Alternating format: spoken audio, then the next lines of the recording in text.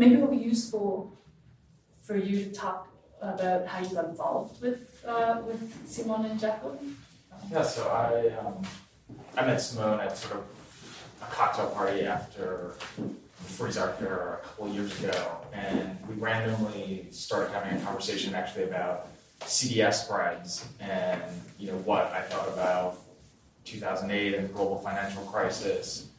And I didn't really know that they were fascinated by this idea or this story that they had been sort of exploring in a number of other works, which revolves around this Swiss alchemist that was trying to produce gold like most other alchemists, but unlike other alchemists who wanted to make so much gold that it basically devalued the currency and could overthrow the government.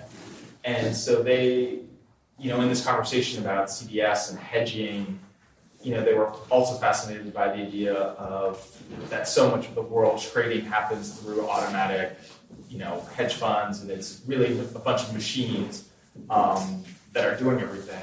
And so a couple, months after that, they sort of approached me and they wanted to do, an art project around some type of trading strategy. And so what was proposed to me was that they would trade me a work of art for a hedge fund strategy, which I thought was cool, and I love getting more art. So I was like, sure, I'll happy to write you a strategy, and that they were going to engage also a programmer from MIT to sort of implement the strategy. And at the time, there was no concept in my mind of what the art would look like, or that there would be a performance, or would it actually work? Would they run the strategy? It was just to kind of think about something, with them. Uh-huh. And so the idea was to develop an algorithm essentially that would operate. Can you talk a little bit about what the algorithm? Yeah. So and the idea of mergers and acquisitions. So normally when you think about hedge funds and trading, it's something that's related more to like stocks and like someone going into the trading account and buying stocks, and that's as an investment banker, that's not really sort of what we do, and especially in the mergers and acquisitions group, what we do is we help buy and sort of sell companies. And so, there are a lot of sort of standard trading strategies. You hear people talk about like long short equity or deep value investing or other terms. So I was kind of like, well, what do you want the strategy to be about? And they, really didn't have an anchor in anything. So they said, well, it should be something that's related to you. And then there is a type of strategy called merger arbitrage, which really actually centers around the fact that when two companies merge, there's a time between them actually announcing that they're going to merge and to the merger actually closes.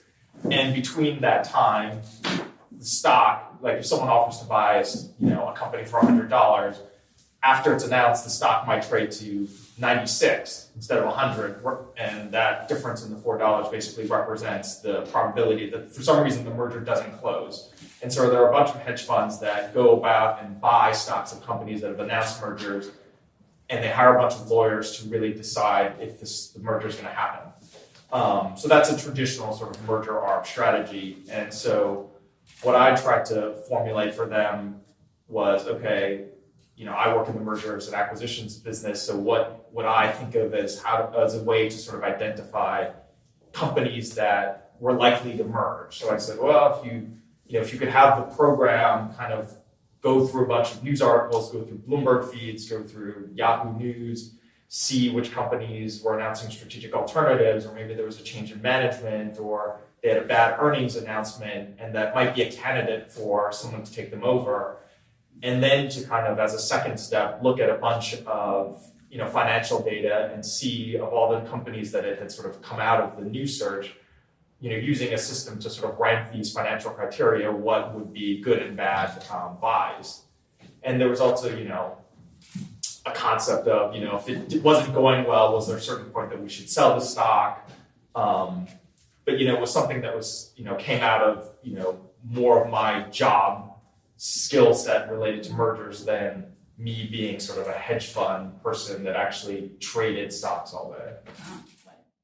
of these things for me are so pointed, right? Like your position within this, the actor's position within this, Mike or whoever of the gallery happens to be the institution behind the biennial, all of the institutions around this thing are very much implicated in terms, I think, of our labor. You bartered with them, essentially, you guys traded, right? And you traded two abstract, somehow, things, that one was less abstract than the other, perhaps your labor is less abstract, except in the context of the play, it's all about the abstractness of labor, right? The exchangeability as well from one actor to another in space, right? So all those questions, I think these are like totally fascinating questions about what it is you do. And when I talk about finance world review, and I'm like, yeah, this like abstract kind of beast out there, you're like, well. Yeah, because I think most people think, I would say most people, from my side of it, when they think about finance, they really think about like dollar cents, like numbers, like there is something sort of concrete. But at the same time, I think people always talk about, especially on this idea of value, they'll be saying like, oh, what do you think about this stock? And I'll be like, I don't know anything about that company. And they'll say, oh, but it's cheap. And I'm like, how do you know it's like, oh, it's $2. But it could have 10 billion shares and be a $20 billion company. I mean, it's sort of, they launch them to something of like, oh, Apple stock is cheap. And I think, even my sister was, bought Apple stock. And I was like, well, why do you think it's cheap? And she's like, oh, well, they're selling so many, iPhones and iPads. And I'm like, well, there's this concept in finance like market efficiency, and that the market should price in, what the reason, what the expectation of all the people is. So actually, if you think, for you to actually buy Apple stock and think that it's going up, you don't think that they're going to sell what, CNBC says is like whatever, 8 million iPhones or however many they're supposed to sell.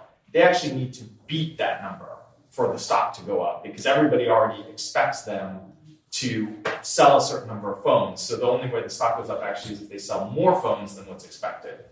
And I think that sort of concept of beating the expectations, or that the market is efficient in some way, is a strange notion that when you talk to someone that they're like, oh, I didn't realize it. Like they think about the ticket price, and I think that has a weird parallel to the art market, where it's like, is expensive art better art? Is how undiscovered is an artist? When your friend tells you like, oh, I just heard about this artist, like, is it really undiscovered? Or have museum curators, all the gallerists like sold it already to their best friends? Like, is it really undiscovered? You just don't know kind of what is below the iceberg and what's really happening.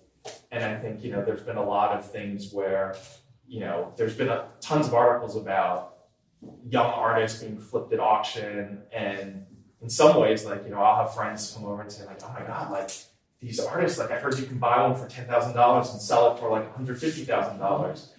And I'll talk to my friends that are in galleries, and it's like, oh, it's two guys. One of them has 30 of the guy's paintings. He's just like, he bid that one up so they could sell his other 30. And there's this whole network that's kind of under the surface. But what you observe is, oh wow, like young artist sells for a big price. Do I buy into it? Or the people that are buying it, do they think that, like if you're buying it at auction for $150,000, like what does that person really believe? That it's going to go up more from there, that they actually think it's a good artist and like want it, that it's going to be a museum.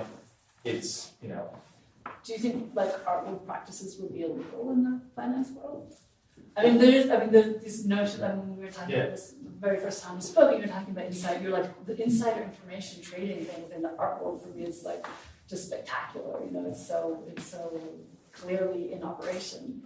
Yeah, I think art, like every practice, the more information you have, obviously, the better. But I think, the people in the art world, and, I think as you get closer and closer to it, in a very cynical context, like there could be the notion of a very, small number of tastemakers that can decide if something is important or not important, or who's going to have a show or who's not going to have a show. And obviously, the more that you are engaged with those those organizations or in the flow of that information, whether, you're a museum trustee and you know what the curators have asked you to donate and what shows you've asked them to support.